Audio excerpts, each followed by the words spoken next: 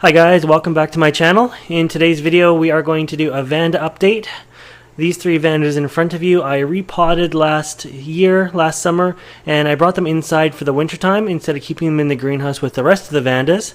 And I must say they've been doing really well. The humidity in here is not what it is in the greenhouse. We'll go from left to right, and then I'm going to show you how I water them. So this guy here, it is an intermediate to warm grower. It's probably grown a couple new leaves on it since it's been in here. It lives in a south window right now. Being the sun is not all that hot, the brighter and sunnier the location for these guys, the better. I can see on the leaves of it here, they're actually got a red tint to it. So that means even though it's wintertime, this guy's getting as much light as it really needs, and it's growing accordingly. I have noticed the root tips, like there's this guy down here, has actually stopped growing on me. So that kind of sucks. It used to have a fresh tip, now it's just dried. As I say, excuse me. As I say, I chalk that up to the less humidity in here, but that's why they're potted and not hanging. So the pot is going to definitely keep a lot of humidity in. So hopefully the roots inside are doing good.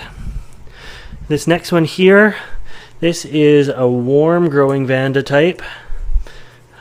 There is its tag. So I've got little notes on there: hothouse, full sun. Before I go too far, I'll give you this tag too. So I have notes on there: intermediate temps, bright, almost full sun. So you can tell right there the difference on my notes.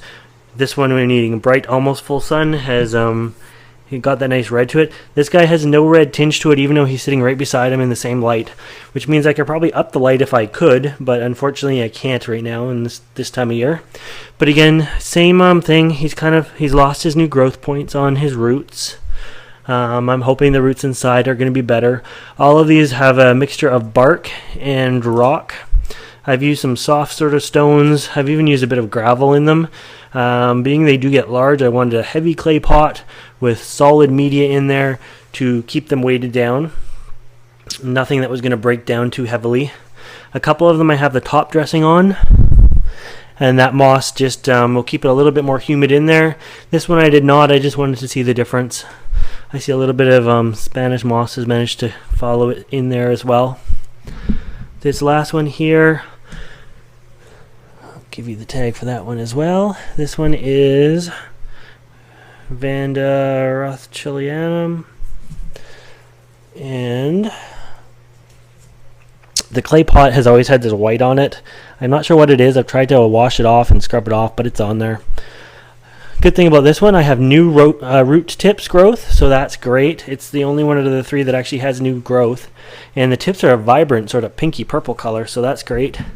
This one was just a Kiki that I got off somebody last summer, so it's doing well. It's got 2 or 3 new leaves since I've got it, and the color of it is much healthier now as well. But anyways, we're here beside the sink because I'm going to show you how to water them. Now I let them get quite dry before I water them. You can actually hear the moss cracking a little bit because it's dry, so it's going to take a little bit to get them back to moist again. Once Spanish moss is dry, it's hard to re-wet. But I'll show you how I do it, and we will get started on that.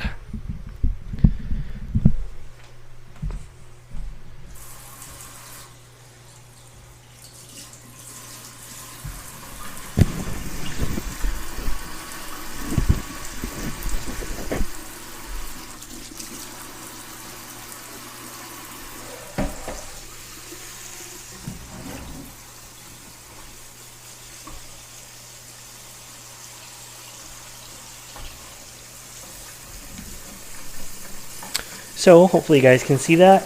I've just got it on a lukewarm water setting. I'm giving it a good spray, letting all the salts leach out. Spray the aerial roots a little bit. I try to keep water out of the crown still. I don't need anything going rotten up there. So we try to keep that dry. And I just let the water run through.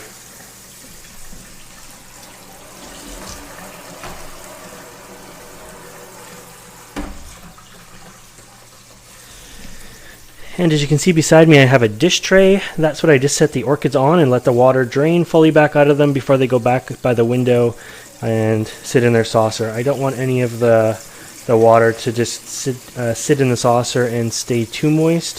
So that's a good way to do it. This would work for watering all of your household orchids this way.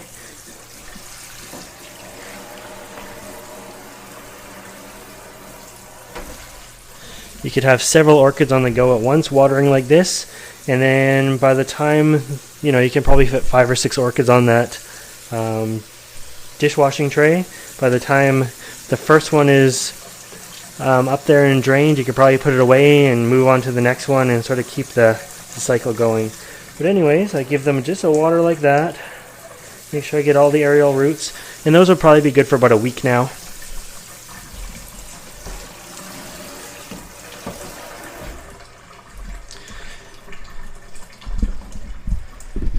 So yeah, we'll let them sit there. You can see the water draining off the end. I recycle containers like this, and I use them as saucers. That way they're very low profile, and they can sit in there just like that after. Basically just to keep a barrier between the moist pot and the wooden table there. But anyways, I think overall they're doing well. I'm going to leave them in their pots. They seem to be growing just fine.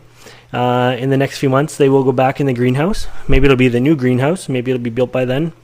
But they don't need to be in here for the summertime. So anyways, no buds, nothing like that, I'm afraid. But definitely some new leaf growth. Anyways, I hope you enjoyed this video. I hope you give Vandas a try. Potting them like this is a great way to keep them indoors. And we'll see you next time. Thanks for watching.